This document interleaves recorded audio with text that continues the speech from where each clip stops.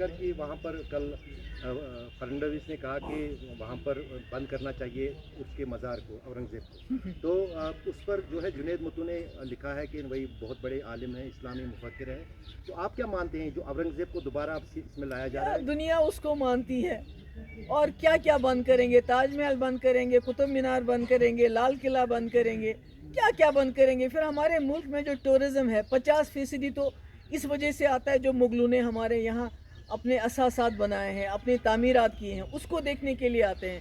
50% لوگ ہمارے ملک میں صرف تاج محل دیکھنے کو آتے ہیں، اور جو جتنی بھی ہیریٹیج ہے اس میں مغلوں کا سب سے بڑا ہاتھ ہے۔ اس کے بعد جو کچھ بچتا ہے ٹورزم، وہ اس ملک میں کشمیر کو دیکھنے کے لیے آتے ہیں۔ تو جب دونوں چیزوں کو یہ بگاڑنے پہ تلے ہوئے ہیں، پہلے تو بے روزگاری اتنی ہے، اگر ٹورزم کو بھی یہ ختم کرنا چاہتے ہیں تو بے روزگاری اور بڑھانا چاہتے ہیں تو بڑھائیں، کیا کہہ سکتے ہیں آپ؟ باقی فرنانڈیز اور ویسے لوگ جو بات کہتے ہیں یہ کوئی نئی بات نہیں ہے، یہ ان کا ایجنڈا کا ہے، ان کا جو RSS کا ایجنڈا ہے اسی کو BJP اس وقت آگے چلا رہی ہے۔ ہندو مسلم کرنے کے بغیر ان کے پاس کچھ بھی نہیں ہے لوگوں کو دینے کے لیے۔ جگہ بھیجا جائے تو کیا اس نارمل سی کا حل خالی یہی ہے کہ کشمیری پنڈت کو یا تو کہا جائے گھر میں رہنے کے لیے یا ان کو جگہ واپس بھیجا جائے؟ نہیں، میں تو کشمیری پنڈتوں کو میں کہتی ہوں، میں تو ان کو ہاتھ جوڑ میں نہیں سکتی، کیونکہ ہمارے اسلام میں ہاتھ جوڑنا گناہ ہے، مگر میں ان کو بولوں گی آپ ہمارا حصہ ہو، آپ ہمارے جسم کا حصہ ہو۔ مجھے معلوم ہے کہ آپ کو بہت نقصان ہو رہا ہے، اس وقت بھی نقصان ہوا ہے، پر ہم نہیں چاہتے ہیں کہ آپ واپس جائیں، بلکہ میں نے گورنر صاحب کو بولا یہاں ماحول چینج کرنے کی ضرورت ہے۔ یہاں یہ جو اپنے دباؤ کی راجنیتی شروع کی ہے، پکڑ کے لے جاؤ، جیل میں ڈالو، باہر کے جیلوں میں یہاں کے لوگوں کو لے جاؤ، نوکریوں سے نکالو، اس پالیسی کو چینج کر کے انسانیت کی پالیسی اڈاپٹ کر لیجئے، تاکہ جو ہمارا کشمیری پنڈت بھائی مسلمان آپس میں مل جل کے رہ سکے، ایک دوسرے کو سیکورٹی کی ضرورت نہ پڑے۔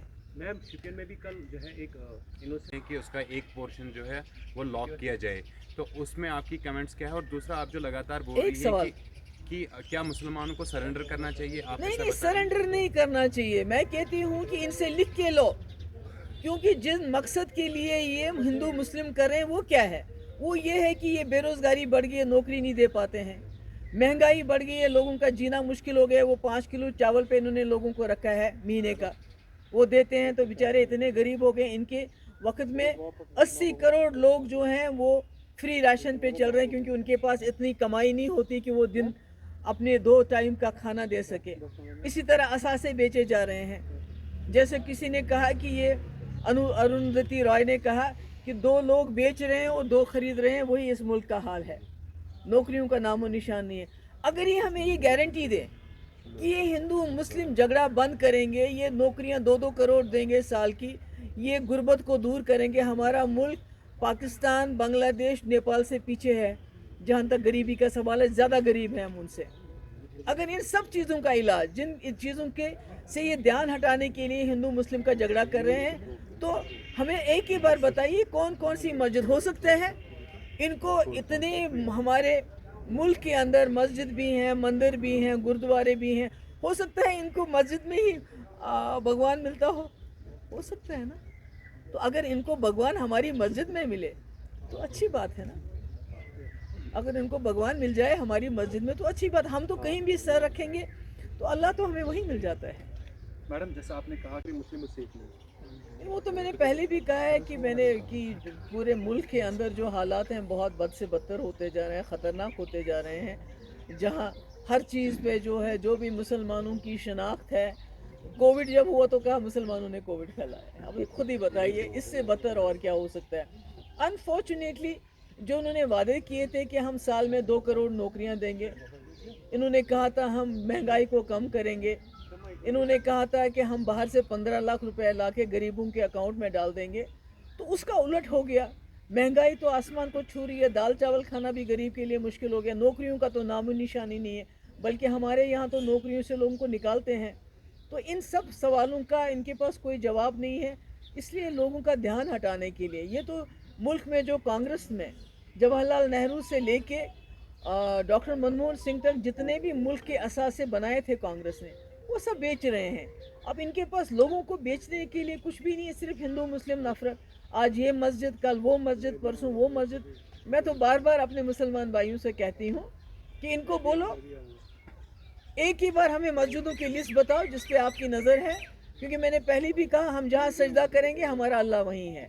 मगर इनको शर्त ये है कि अगर किसी मस्जिद में इनको कोर्ट के ज़रिए या किसी ज़रिए ये साबित होता है कि इसमें जो पहले भी बाबरी मस्जिद में तो कुछ भी साबित नहीं हुआ, मगर क्या ये हमें गारंटी देंगे बीजेपी वाले कि 2 करोड़ नौकरियां जो उन्होंने बोला है साल की, उससे नौजवानों को 2 करोड़ नौकरियां देंगे? जो महंगाई आसमान को छू रही है, जो पेट्रोल कांग्रेस के वक्त में 60 रुपये लीटर था वो उसको 60 रुपये पे ले आएंगे? क्या ये हमारे असासे बेचने बंद करेंगे? और सबसे बड़ी बात, क्या उसके बाद ये जो हिंदू मुस्लिम नफरत ये फैला रहे हैं, जो लड़ा रहे हैं, क्या इसको बंद करेंगे? अभी ज्ञान वापी मस्जिद उसके ऊपर भी पीछे पड़े हुए हैं, क्या उसको लेने के बाद ये सब कुछ ठीक हो जाएगा? तो ये मेरे ख्याल में ये बातें हमारे लोगों को जानने की ज़रूरत है। मैम इसी से जुड़ा सवाल है।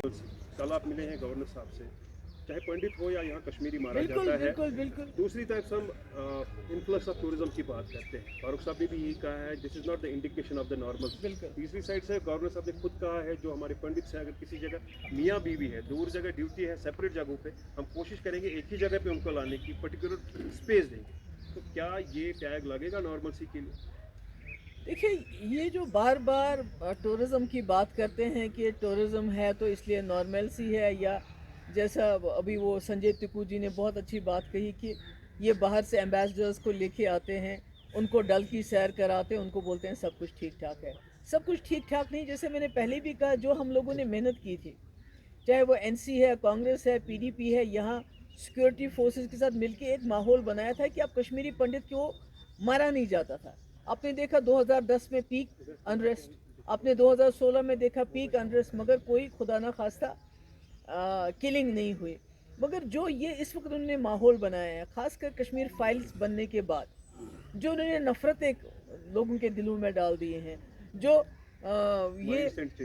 जो बिल्कुल बिल्कुल एक नैरेटिव के साथ ये माइंडसेट चेंज करा। और अनफॉर्चुनेटली जो मीडिया है, जैसे कल मुजफ्फर शाह साहब ने वहाँ बताया गवर्नर साहब को, कहा ये जो मीडिया शाम को 4 घंटे हिंदू मुस्लिम डिबेट करता है, उससे और नफ़रतें बढ़ रही हैं और उसका असर हमारे जम्मू कश्मीर पे डायरेक्ट पड़ता है। जब आप मुसलमानों को निशाना बनाते हैं, उनके घर तोड़ देते हैं, हमारे मस्जिदों को जो है दिन ब दिन बाबरी मस्जिद बना के शहीद करके वहाँ कुछ और बनाना चाहते हो, तो उससे कश्मीर में डायरेक्ट इम्पैक्ट पड़ता है और यहाँ लोगों में और दूरियाँ बढ़ती हैं। तो फारूक साहब ने इजाज़त नहीं है, खुशियों की तो बात बहुत दूर की है। तो मैंने ये ओवरऑल जो है उसके बारे में मैंने बात की उनसे कि ये खाली एक कश्मीरी पंडित जो हमारा, और कश्मीरी पंडित हमारे जिस्म का हिस्सा है। देखिए, जो लखनपुर से वहाँ है उनको दर्द होने में टाइम लगेगा, मगर हम जानते हैं कि कश्मीरी पंडित हमारे लिए क्या माने रखते हैं। मैं जानती हूँ, और मैंने सुना ये राहुल भट्ट कितना अच्छा लड़का था, कितना अच्छा ये सब के साथ इसका व्यवहार कितना अच्छा था, मगर चढ़ गए ये बीजेपी के ये जो नफ़रत है वो फैलाते हैं। ये जो उन्होंने पॉलिसी अडॉप्ट की है पिछले 3-4 साल से, उसकी भेंट चढ़ गया ये, और अभी भी इन इंसिडेंट्स को वो पूरे मुल्क में इस्तेमाल करते हैं मुसलमानों के ख़िलाफ़ और नफ़रत फैलाने में, और उनका कोई मकसद नहीं है। अदरवाइज़ मेरे वक्त में 2016 में जब यहाँ अनरेस्ट था, या उमर साहब के वक्त में जब 2010 में अनरेस्ट था, किसी कश्मीरी पंडित को नहीं मारा गया, बल्कि मैंने 1.5 साल कश्मीरी पंडितों को अपने घर में बैठ के उनको तनख्वाहें दी। हमने कहा अगर आप सेफ फील नहीं करते हो अभी, आप बैठिए जहाँ बैठना चाहिए, हम आपको तनख्वाह दे देंगे। तो इस किस्म के इक़दाम हमने अपने वक्त में किए। आज हमें समझ नहीं आता है, ये तो चिल्लाते रहते हैं, दिख रहा है वो तो रूफ टॉप्स के हमने कश्मीरी पंडितों के लिए ये करना है वो करना है, 370 हमने ख़त्म किया, ये किया, मगर नीचे मिला क्या? यहाँ के लोगों को क्या मिला? कश्मीरी पंडित को क्या मिला? बल्कि उसकी जान तो जोखिम में पड़ गई तब से आज तक।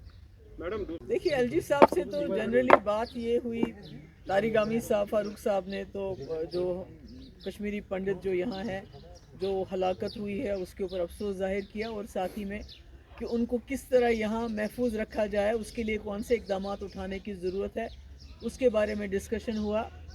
और फारूक साहब ने कश्मीर फाइल्स के बारे में भी ज़िक्र किया कि ये बहुत गलत है, इसको प्रमोट नहीं करना चाहिए, इससे नफ़रतें बढ़ती हैं। तो मैंने तो थोड़ा सा एलजी साहब को ये बताया कि ये इस वक्त खाली कश्मीरी पंडित जो हमारा राहुल भट्ट मारा गया ये उसकी बात नहीं है। ये जो जनरल माहौल आपने जम्मू कश्मीर में बनाया हुआ है पकड़ दकड़ का, कोई बात करता है, कोई जर्नलिस्ट बात करता है उसको जेल में डाल देते हो। कल ही उन्होंने कोई 82 लोग जो हैं दूसरे जेलों में ट्रांसफ़र किए अंडर ट्रायल्स। बेचारे गरीब है, उनके घर वाले वो कहाँ जाएंगे उनको वहाँ। कोर्ट केस लड़ना तो बहुत दूर की बात है, उनके पास इतने पैसे भी नहीं कि वो वहाँ जा सके।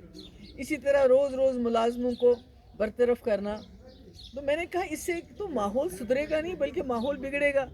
जितनी भी मेहनत हम जमातों ने की थी, चाहे नेशनल कॉन्फ्रेंस है, हम हैं या कांग्रेस है, जम्मू कश्मीर में सिक्योरिटी फोर्सेस के साथ मिलके एक अच्छा माहौल बनाने की जिसमें कश्मीरी पंडित धीरे धीरे अपने आप को सिक्योर महसूस करते थे। मगर जो गवर्नमेंट ऑफ इंडिया की पिछले 4-5 साल से पॉलिसी यहाँ अडॉप्ट कर रहे हैं उसकी वजह से यहाँ के लोगों के दिल में इतना गुस्सा है, इतना डर है और खौफ भी साथ में है, जिसकी वजह से आपस में दूरियां बढ़ रही हैं। जब तक मैंने गवर्नर साहब से कहा जब तक आप जो वाजपेयी जी का पन्ना नहीं खोलेंगे वो किताब का जिसमें उन्होंने इंसानियत की बात की थी और जम्मू कश्मीर को इंसानियत के दायरे में डील करने की बात की थी, रीच आउट करने की बात की थी, तब तक अनफॉर्चुनेटली राहुल भट्ट जैसे जो हमारे बच्चे हैं हमसे बिछड़ते जाएंगे। इसलिए आपको अपनी पॉलिसी चेंज करनी चाहिए और उसी से जम्मू कश्मीर का जो मसला है, जो यहाँ की मुसीबतें हैं, उसका कुछ हो सकता है। ये मैंने उनको तफसील से बात बता दी। मैंने कहा कि हमारा जम्मू कश्मीर वाहिद एक मुस्लिम मेजॉरिटी स्टेट है और हमने ये सोच के हाथ मिलाया था इस मुल्क से कि हमें अलग तरीके से ट्रीट किया जाएगा, बेहतर तरीके से ट्रीट किया जाएगा, स्पेशल तरीके से ट्रीट किया जाएगा। मगर जो हमारे साथ हो रहा है उसमें हम लोगों का दम घुटता है। यहाँ पूरा जो है दबाव करके रखा हुआ है, किसी को बात करने की इजाज़त नहीं है। मैं जाना चाहती थी राहुल भट्ट के वहाँ जो वहाँ प्रोटेस्ट हो रहा था वहाँ जाना चाहती थी, मुझे वहाँ जाने नहीं दिया गया। इससे पहले हरमैन शुपियन में एक कश्मीरी पंडित उस पर अटैक हुआ था, उसके घर जाना चाहती थी वहाँ। जो शुएब गनाई है उससे पहले पांदुशन में शाहिद, तो इनको तो कहते हैं क्रॉस फायर में मारे गए। अब तो लोग बेचारे बात भी नहीं करते हैं, उनको पता है हम बात करेंगे, प्रोटेस्ट करेंगे तो हमको PSA लगा के जेल में डाल देंगे। अब तो लोग इसी पे मुतमईन हो जाते हैं कि हमें डेड बॉडी वापस मिल गई। तो मैं तो चाहूँगी कि अगर कल क्रॉस फायर में शुएब गनाई मारा गया, उससे पहले पांदुशन में शाहिद मारा गया, तो इमीडिएटली अगर ये तो इनकी गलती है अगर क्रॉस फायर में कोई मारा गया और हमें नहीं पता है, क्योंकि वो जो तर्कवांगा वाले हैं वो कहते हैं वो क्रॉस फायर में नहीं मारा गया बल्कि वो एलिगेशन लगाते हैं कि उसको पकड़ के लिया गया और उसके बाद उसको कहा हाथ खड़े करो, हाथ खड़े करने के बाद उसको गोली मार दी गई। That is what they are saying, जो हम सुनने में आता है, जो एलिगेशंस हैं। तो हम तो कहेंगे कि उनको भी नौकरी मिलनी चाहिए इमीडिएटली, उनको कंपनसेशन मिलना चाहिए और इसकी इन्वेस्टिगेशन होनी चाहिए। इलेक्शन होने चाहिए हालात को बेहतर करने के लिए, क्या वो सोल्यूशन होगा? क्योंकि इस वक्त कोई चुनी हुई सरकार नहीं है, कुछ तब्दीली आ सकती है ऑन ग्राउंड। देखो मेरे भाई, मेरे कहने से या आपके कहने से तो ये तो इलेक्शन करेंगे नहीं। ये इलेक्शन तभी करेंगे जब इनको अपना वो जो इनका अपना एजेंडा है, एक सिनिस्टर डिज़ाइन है इनका जो ये चला रहे हैं, जो डिलिमिटेशन में भी इन्होंने उसको आगे चलाया ताकि यहाँ के लोगों की डिसएम्पावरमेंट हो, यहाँ के लोगों के हकूक़ जो हैं कम से कम रहें। तो जब इनका दिल करेगा तब करेंगे, आपके और मेरे कहने से तो नहीं होगा ना। औरंगजेब को